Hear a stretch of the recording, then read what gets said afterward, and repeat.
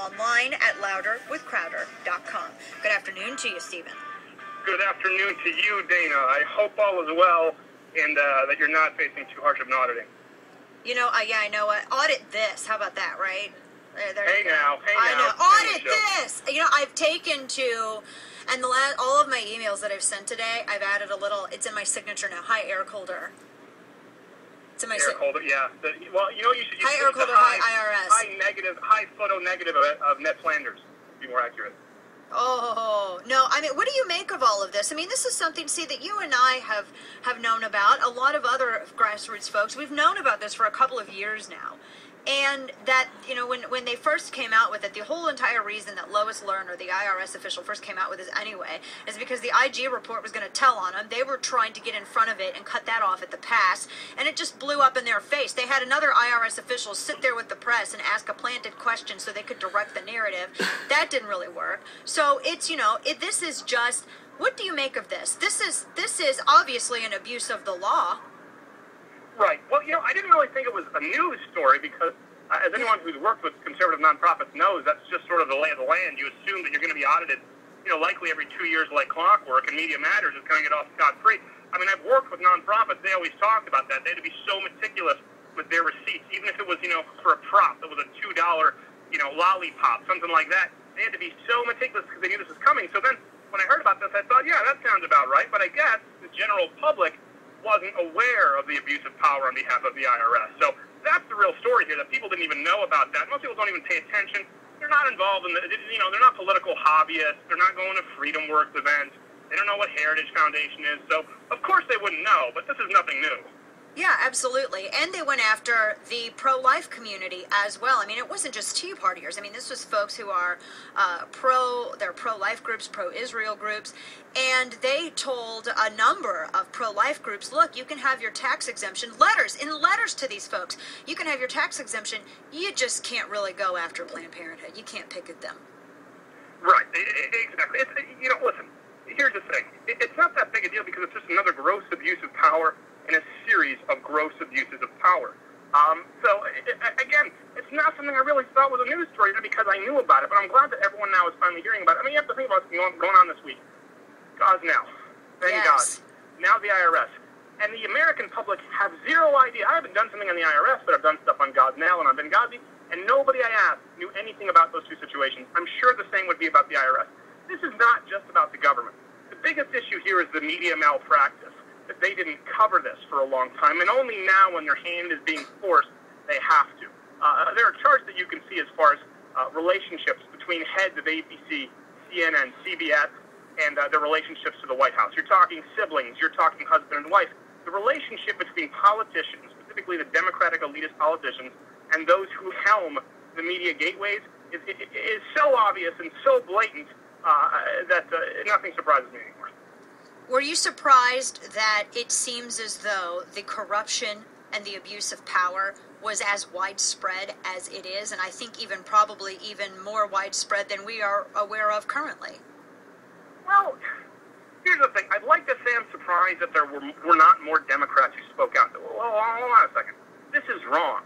But I don't believe the Democratic Party nowadays consists of, you know, the JFK Democrats. They're leftists, they're liberals, they're progressives. These are people with ideals and agendas that are antithetical to the United States of America. So I would like to say that I was surprised there weren't enough, you know, people. Joe Lieberman's out there who said, well, hold on a second, this is wrong, we can't do this. But I'm really not. It's not just that a few people did this. It's that a ton of folks in the Democratic Party, a ton of folks in the White House, including the cabinet, as far up as possibly the presidency, knew about it and didn't care to do anything. They felt so secure in letting this happen, and also so secure that the media would carry their heavy water, they didn't even think about it twice. And that's what's so disconcerting to me. Yes, absolutely. And then you hear about the Sarah Hall Ingram, the woman who was head of that particular department over tax-exempt organizations. She wasn't just given promotions or bonuses, rather. She was promoted to the department that now oversees whether or not we get health care from within the IRS. She hasn't been questioned. She hasn't been fired. They're talking to a guy who's been there for barely a minimal amount of time. He obviously doesn't know anything. And all of the people who actually know something, Stephen, no one wants to talk to them. Why is this? Well, I think there are a few reasons. The big thing is this is a boring story for the media. You say IRS audit, and then people fall asleep right away. I mean, it's just not something that really interests people. I did a video one time on the SEC, and when Rick Perry referred to Social Security as a Ponzi scheme, I thought, oh my God, that's great. I'm going to go to the SEC, go to the own government website, look up their definition. They encourage me to flag Ponzi schemes that describe Social Security to a T. I mentioned the word SEC and Ponzi scheme, and I can watch the analytics on that video. And these are conservatives, mind you. Stop watching the video because it sounds so dry and boring. And it's the same thing with words like IRS and audit.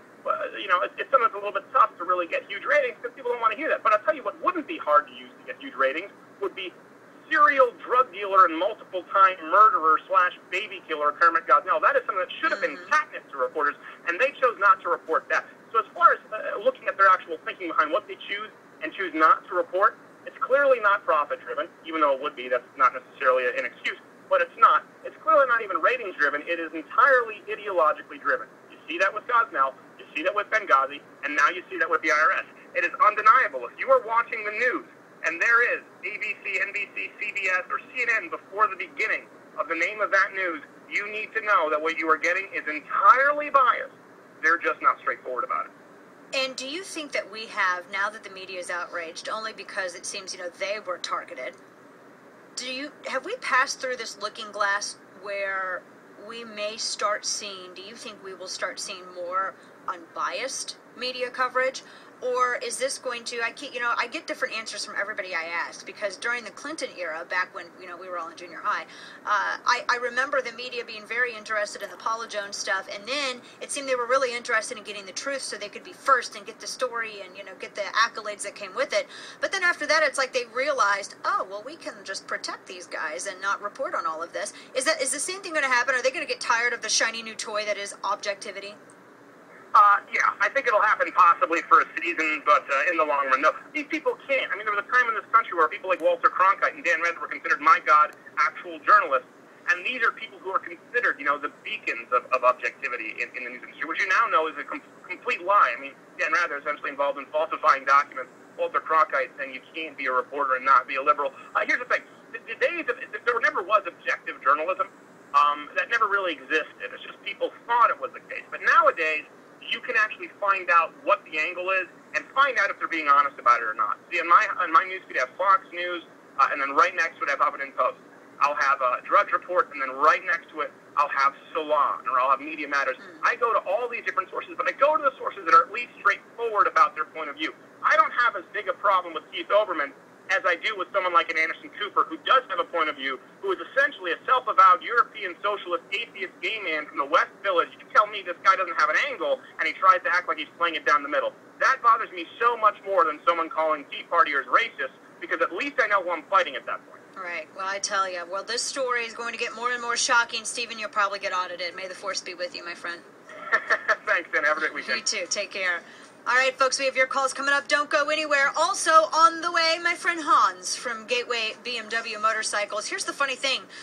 Hans is going to talk about that time that he tried to place an ad